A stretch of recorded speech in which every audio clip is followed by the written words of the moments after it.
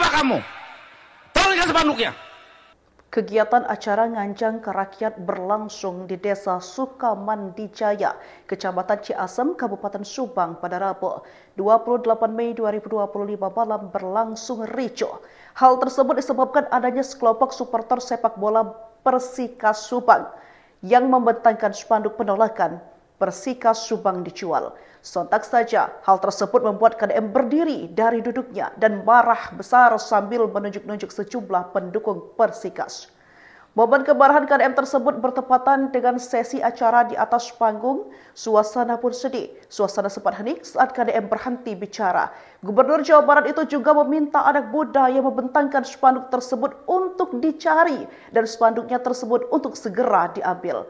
Dalam kemarahannya itu juga, Deddy Mulyadi menyatakan Persikas pindah kemanapun tidak mempengaruhi orang miskin untuk makan.